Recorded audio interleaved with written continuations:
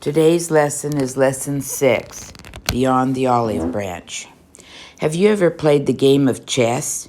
If so, you know that strategy, risk-taking, and the ability to think from your opponent's perspective are all really important. The same can be said about war. Let's get back to our story. This moment in history between Britain and the colonies when a strategic game of chess had begun. Violence had erupted.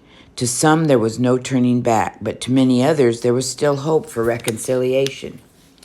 The battles of Concord and Lexington persuaded many more colonists to make the transition from fence-sitter to patriot. By the end of April 1775, over 10,000 militia and Minutemen banded together to defend the rights of the American colonies. While these men were ready to fight in a minute, they were a large portion of the population that was not ready to agree to a full-blown rebellion against King George and the British. You will see how, over the next year, this hope for peace was kindled and then snuffed out as the next chapter of the American Revolution unfolded.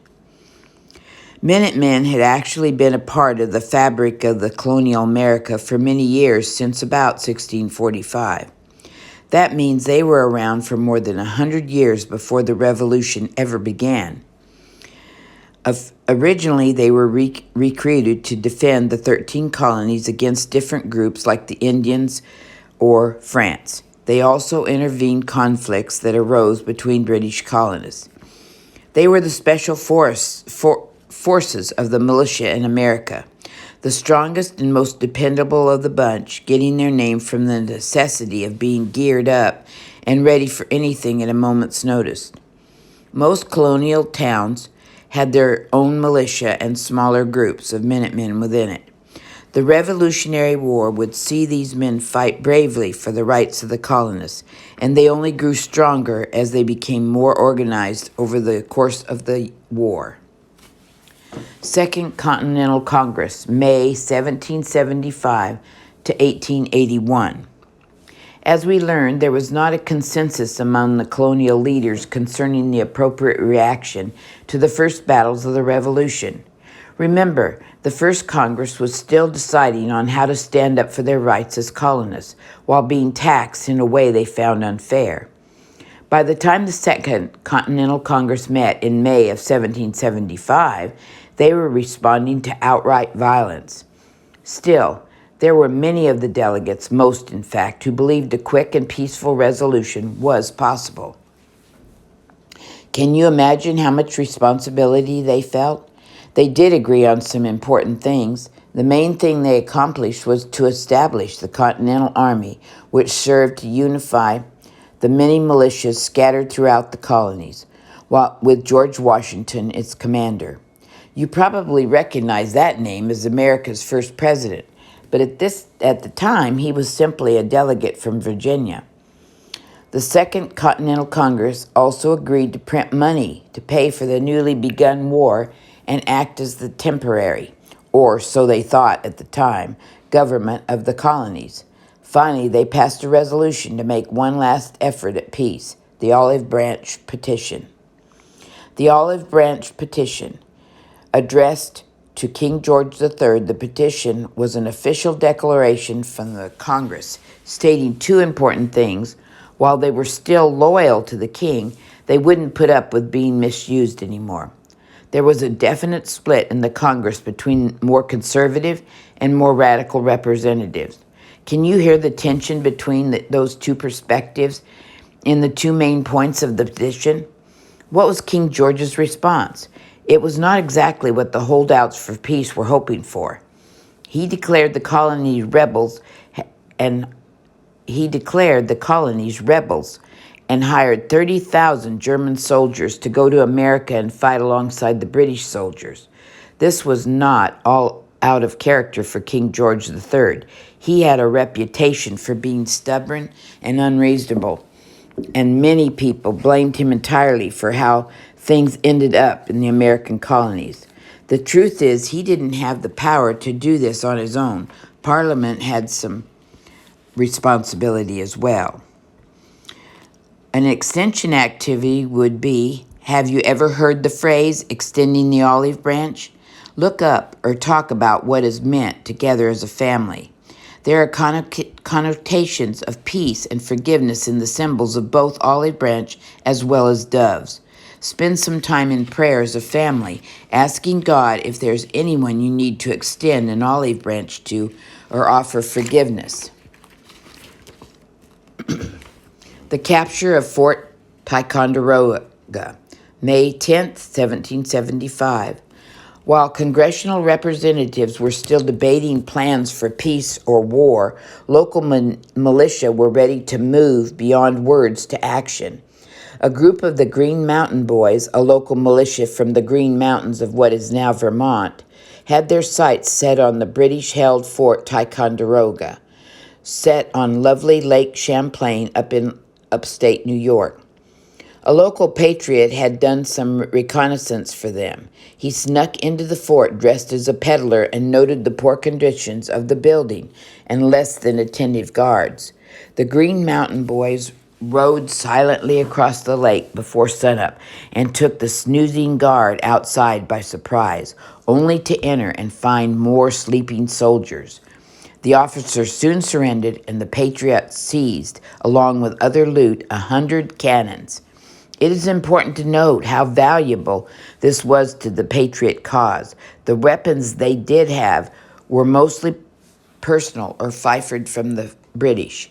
You might assume members of the Congress back in Philadelphia would be ecstatic about the catch of weapons, but it wasn't that simple. Remember, many of them were still holding out for a compromise with the British. They had even had the Green Mountain Boys write down every item they took from Ticonderoga so they could return it if peace were quickly restored. But that was not to be. Those cannons would play an important part in the next scene in the drama, the Siege of Boston. The Siege of Boston, April 19, 1775 to March 17, 1776. After the battles of Lexington and Concord, the Patriots had pushed the British back into Boston and kept them there by guarding the Boston Neck. Remember that small piece of land that connected Boston to the mainland? The American militia didn't want the British outside the city stirring up any more trouble.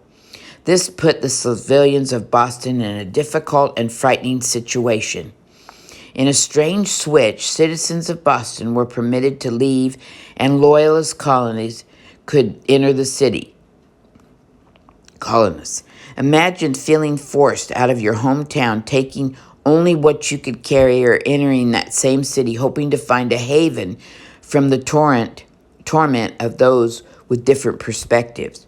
Battle lines were being drawn all over the colonies, but nowhere more definitely than in Boston. Battle of Bunker Hill, June 17, 1775. Let's take a moment to set the scene. The British military were pinned inside the city of Boston, surrounded by Patriot militia, and both sides were looking for a way to make their next move and gain an advantage on their opponent.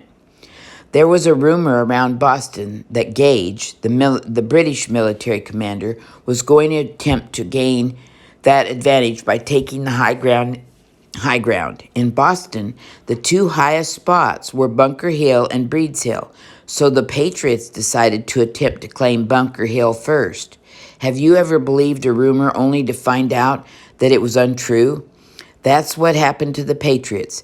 Gage actually had his sights set on another area of Boston, but the Patriots weren't aware of this before they had carried out their plan on Bunker Hill. Based on the rumor, colonial commanders led 1,000 Patriots troops up Bunker Hill under the cover of night. No one is sure why, but somehow they passed by Bunker Hill and went up Breeds Hill instead. They worked all night and built a dirt structure from which to defend themselves against enemy attack. When the sun rose, the British looked up to find their enemy looking down on them from Breeds Hill. From that time on, it was known as Bunker Hill. That means that the Battle of Bunker Hill, in truth, occurred on Breeds Hill. The British immediately attacked from two sides of the hill, but the colonists were able to hold them off. Remember, though, the Patriots had little ammunition compared to the mighty British Army. And in order to conserve what they did have, Colonel William Prescott, the officer in charge of the colonial troops, is said to have instructed his men to hold off shooting until you could see the whites of their eyes. After several attempts to get through the colonists' fire, the British were successful and the Patriots' forces were forced to abandon their hastily built fort. The British hand triumphed, but there were other victories for the Patriots in this fight at Breed's Hill. They had stood up to the British, lost only about half of the number of men as the British, and had proved their ability to hold their own against a much more experienced and well-equipped army. Bunker Hill left the Patriots feeling more confident in their position, as well as ready to move forward with their efforts against the British. Sadly, little hope remained for a quick and peaceful resolution to the colonial conflict. Groups on both sides had made choices that moved them deeper into war and further from accord. The olive branch of peace had been rejected, and the colonists had taken over Fort Ticonderoga and instigated a major battle in Boston. Many years would pass, and many lives would be lost before either would extend the olive branch again. Let's talk about it. James 3:17-18 tells us, "But the wisdom from above is first pure, then peaceable, gentle, open to reason, full of mercy and good fruits, impartial and sincere. And harvest of righteousness is sown in peace by those who make peace. Sometimes agreements seem impossible. Do you think the decision to enter war is ever justified? How was peace pursued in this lesson? And how could things have been done differently?" That concludes our lesson 6 for today.